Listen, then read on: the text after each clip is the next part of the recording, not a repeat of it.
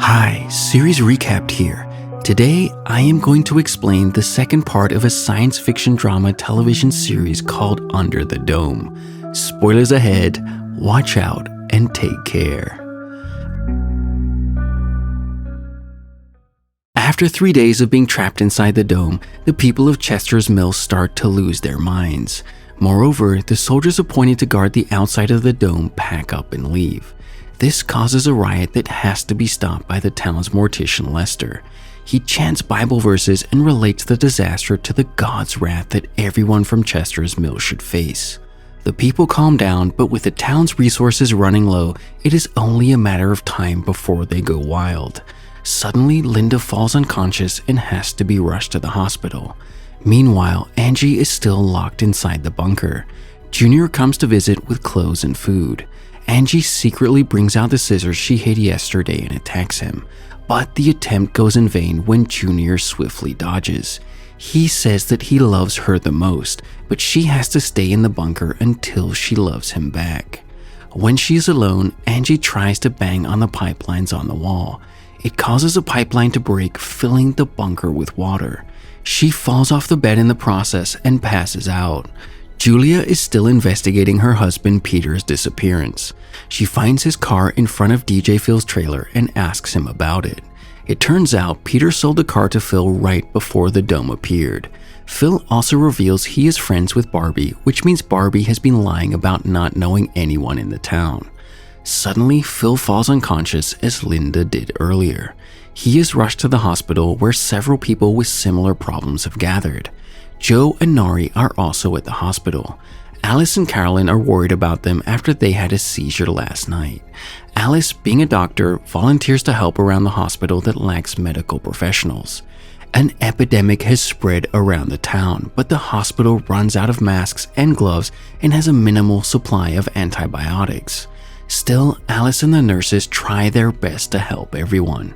Julia confronts Barbie about his lies, but before he can explain himself, she falls unconscious. Alice assumes that the people might be suffering from meningitis, but they do not have spinal tap kits to confirm the suspicion. Jim hands Junior a gun to guard the hospital and stop anyone infected from coming outside. This is the only plausible way to stop the spread. After that, Barbie and Jim leave for the town's pharmacist to bring more medicines to the hospital. Angie wakes up when the water level rises up to her nose. She immediately tries to stop the flow, but the damage to the pipes is too big to be fixed by one person.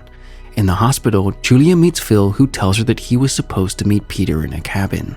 The doctors stop her from talking to him further, but Julia won't calm down before she knows what her husband was doing in the cabin. A while later, Junior tells her that he found Barbie in a cabin the day they got into a fight. This makes Julia even more suspicious of him.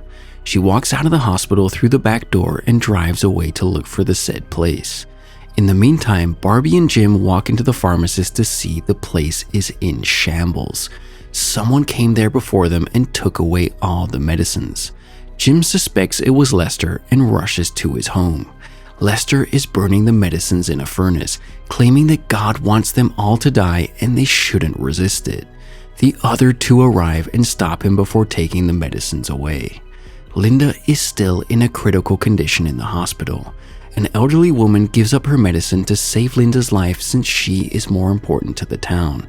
It causes the woman's death, which makes Linda feel awful. Some minutes later, the patients start to protest. They want to go out, but Junior threatens them with a gun. Seeing them scared, he puts it down and makes them understand the severity of the situation. Eventually, the protesters calm down and agree to quarantine. By now, Julia reaches the cabin and looks around. She finds nothing related to Barbie, but a pile of paperwork catches her attention. It shows that her husband is in a lot of debt and they are about to go bankrupt. Julia is shocked, having never known about Peter's side hustles. Suddenly, she falls unconscious. Joe and Nori have realized that they got the last seizure after they touched each other. They set up a phone and touch each other once again. A few seconds later, they go into seizures and both say something about the pink stars falling in line. They get better in no time and check the video. The results are shocking, but they decide to keep it a secret from the elders. Barbie goes to the cabin to find an unconscious Julia on the floor. He immediately helps her and gets her to the hospital, even though she might have found out that he killed Peter.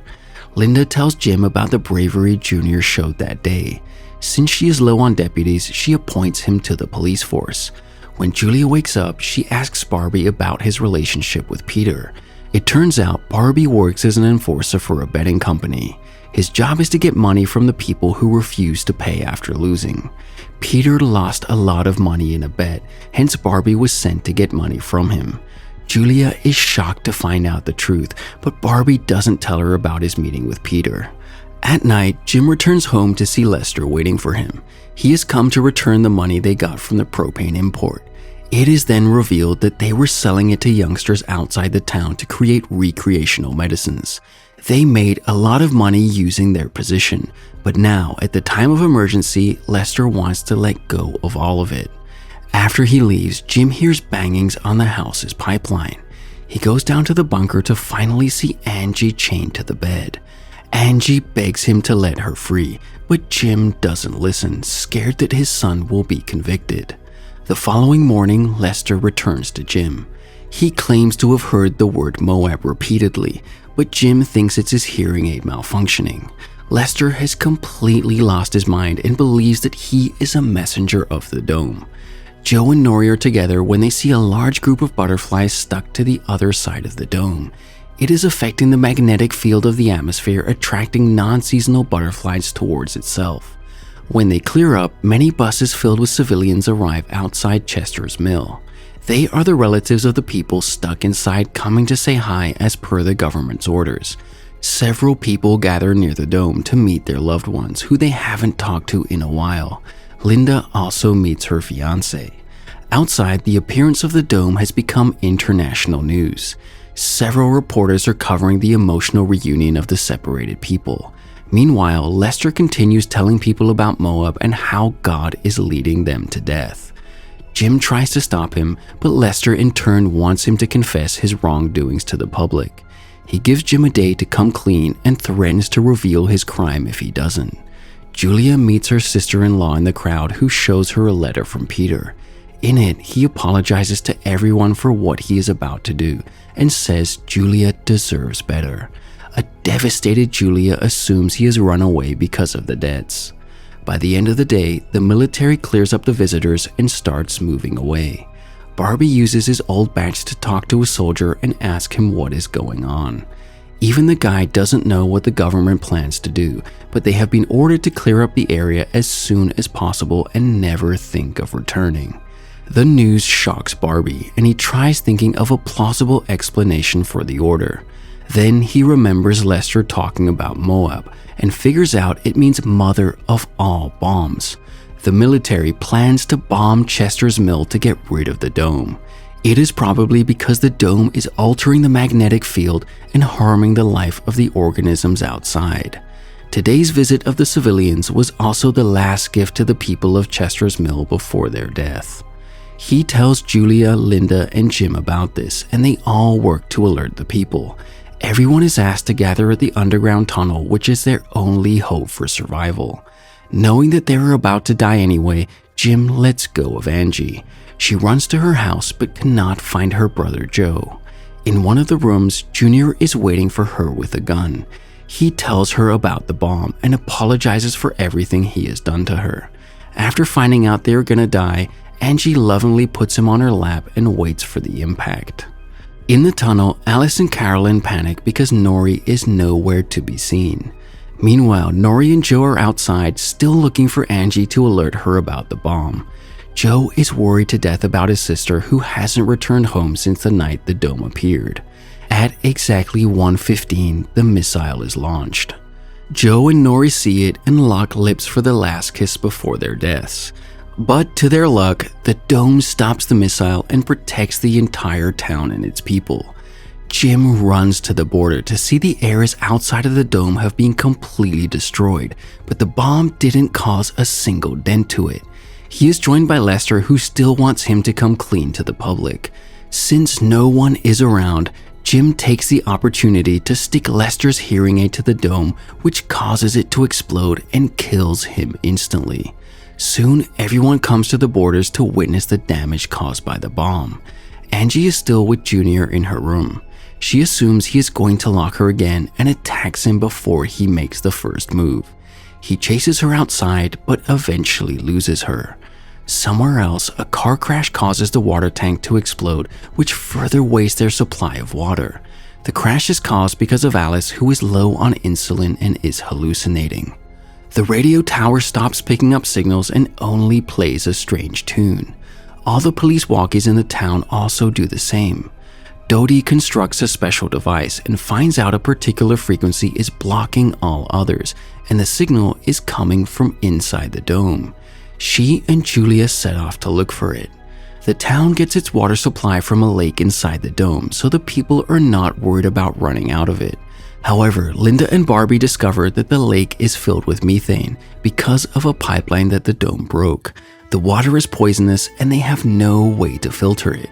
The town also gets a hint of this, and people start gathering outside the convenience store asking for water. The store owner doesn't accept money since it is of no use in the time of emergency. People are about to start a riot when Linda arrives and calms them down, but it is clear that they are about to lose their minds soon.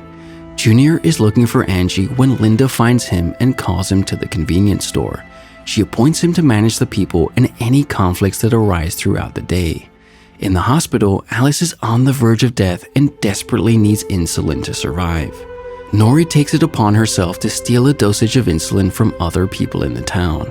Joe follows her behind and ends up in an empty house.